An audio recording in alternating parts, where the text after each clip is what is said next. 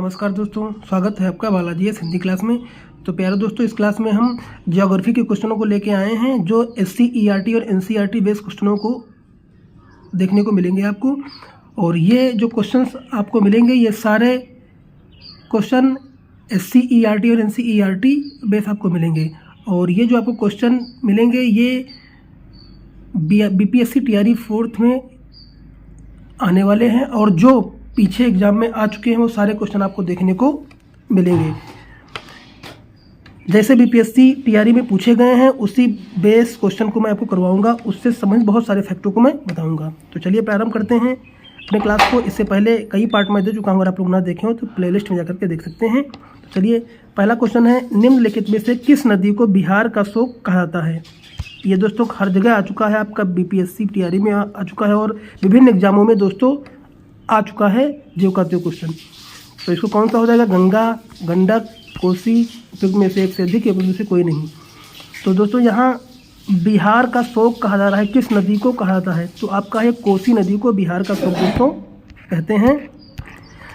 इसके अलावा यह कोसी नदी 18 अगस्त 2008 को नेपाल में कुशहा तटबंध टूटने से जल प्रलय से भारी तबाही आई थी। किससे? इस कोसी से। अगला, कोसी प्रोजेक्ट के लिए भारत और नेपाल सरकार के बीच 1954 ईस्वी में एक समझौता दोस्तों हुआ था। देखिए सारे SCERT और NCERT बेस्ड क्वेश्चन आपको मिलेंगे। और कोसी नदी गोसाई थान चोटी के उत्तर में नेपाल से निकलती है। कौन? कोसी। कोसी नदी गंगा नदी में कटिहार जिले के कुर्सेला के पास मिलती है और कोसी नदी की लंबाई 730 किलोमीटर है और कोसी नदी मार्ग बदलने के लिए कुख्यात है दोस्तों। अगला, दामोदर नदी को पश्चिम बंगाल का शोक कहा जाता है। अगर वो एग्जाम में आ चुका है कोसी नदी के बारे में तो दामोदर नदी के बारे में भी आ सकता है कि पश्चिम बंगाल का शोक किस नदी को कहा जाता है। तो दोस्तों ये आपका दामोदर नदी को दोस्तों कहा जाता है, तो इसको ध्यान रखना। DCV भारत का प्रथम बहुउद्देशीय नदी घाटी परियोजना है और DCV की स्थापना 1948 ईस्वी में हुई थी। हुआंगहो नदी, पीली नदी को चीन का शोक कहते हैं। चीन का शोक किसको कहते हैं दोस्तों? हुआंगहो नदी को कहते हैं। तो ये बहुत सारे क्वेश्चन आपको SCERT और NCERT में सारे क्वेश्चन आपको मिले हैं। चलिए प्रारंभ करते हैं। इसके अलावा अगला क्वेश्चन,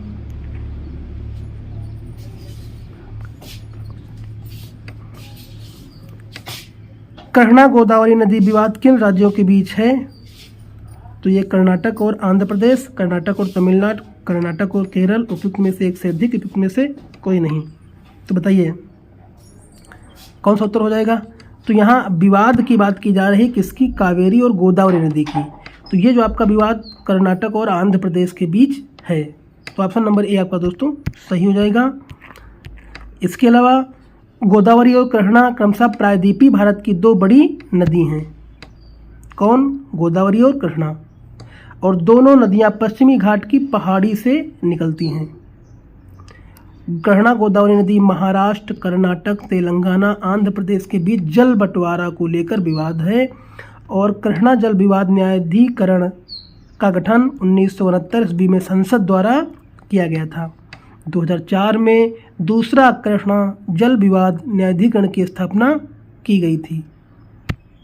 अगला, इस न्यायाधिकरण ने अंतिम रिपोर्ट 2010 में दोस्तों प्रस्तुत की थी और गोदावरी जल विवाद न्यायाधिकरण का गठन 1969 ईस्वी में किया गया था। यह न्यायाधिकरण ने अपना रिपोर्ट 1980 में दिया था और कावेरी जल विवाद तमिलनाडु, कर्नाटक, केरल, पांडुचेरी के बीच है। कावेरी जल विवाद अधिकरण की स्थापना 1990 ईस्वी में किया था और भारतीय संविधान का अनुच्छेद 262 अंतर्जातीय जल विवाद न्यायाधिकरण बनाने की शक्ति संसद को देती है। तो ये कुछ इंपॉर्टेंट फैक्ट रहे।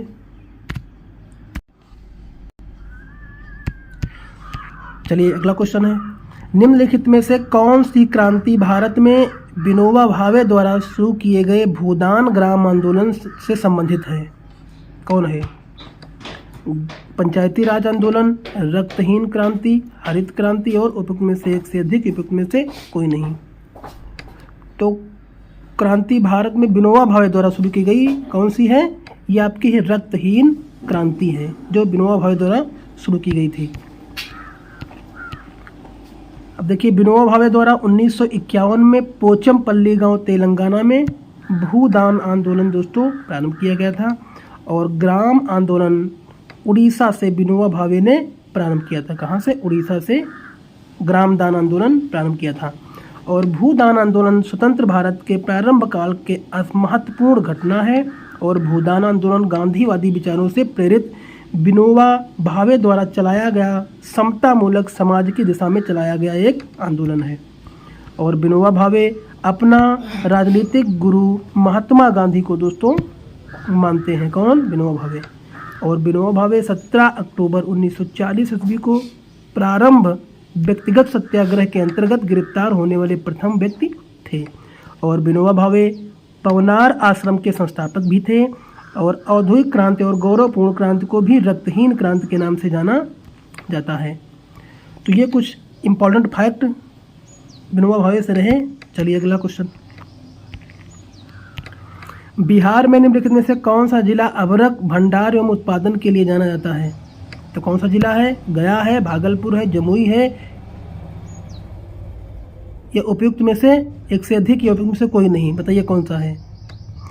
तो अभ्रक उत्पादन के लिए दोस्तों बिहार में गया भी है, आपका जमुई भी है। तो कह सकते हैं जब दो ऑप्शन है तो आपके एक से अधिक दोस्तों उपयुक्त में से एक से अधिक हो जाएंगे। अब कौन कौन से हैं जिले, सबके बारे में देख लेते हैं। देखिए, बिहार में अभ्रक उत्पादन कहाँ कहाँ होता है दोस्तों? ये देखिए, गया में होता है, नवादा में होता है, जमुई में होता है, भागलपुर में होता है और मुंगेर में होता है। ये अभ्रक उत्पादन यहाँ दोस्तों होता है। अगर अभ्रक के बारे में पूछा गया तो हो सकता है आपका सोना के बारे में पूछ ले, या पाइराइट के बारे में पूछ ले,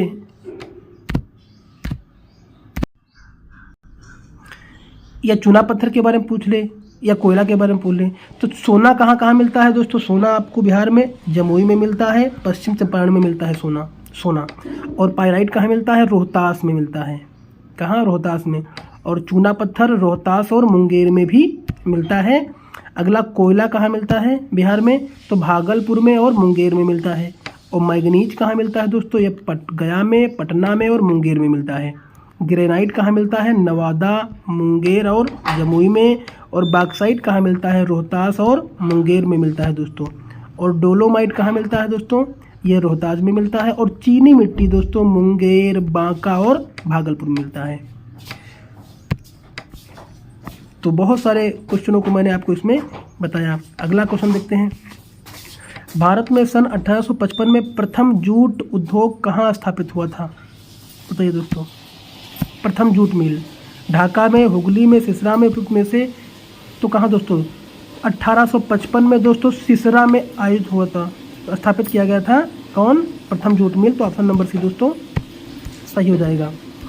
इसके अलावा बिरसा है कहाँ दोस्तों? ये पश्चिम बंगाल में है। और स्कॉटलैंड के एक व्यापारी जॉर्ज आर्कलैंड ने भारत में प्रथम जूट मिल की स्थापना की थी। किसने? स्कॉटलैंड ने। अगला है, प्रथम भारतीय सेठ हुकुमचंद द्वारा पहली जूट कारखाना 1917 में ईस्वी में कलकत्ता में स्थापित किया गया था। और जूट को सुनहरे रेशा के नाम से भी जानते हैं। किसको? जूट को। भारतीय जूट निगम की स्थापना 1971 में हुई थी। और अंतर्राष्ट्रीय जूट निगम की स्थापना 1984 ईस्वी में हुई थी। अगला, जूट उत्पादन में अंतर्राष्ट्रीय जूट संगठन का मुख्यालय कहाँ है दोस्तों? ढाका में है। और जूट उत्पादन में भारत और बांग्लादेश का महत्वपूर्ण योगदान है। और भारत में सर्वाधिक जूट का उत्पादन पश्चिम बंगाल में होता है। और बिहार में सर्वाधिक जूट का उत्पादन पूर्णिया जिले में होता है। कहाँ होता है दोस्तों? पूर्णिया जिले में होता है, जो कि ऑप्शन नंबर दोस्तों आपका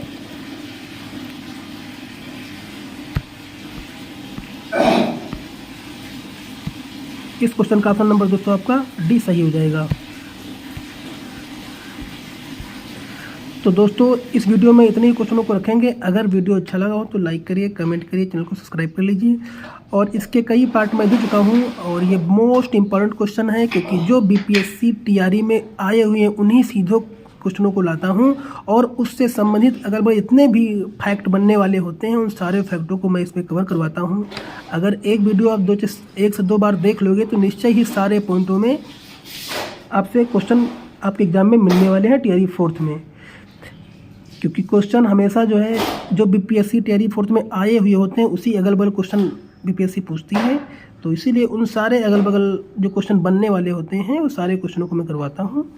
तो अगर वीडियो अच्छा लगा हो तो लाइक करिए, अपने ग्रुपों में शेयर कर दीजिए, अपने दोस्तों तक इसके फॉरवर्ड करिए। धन्यवाद।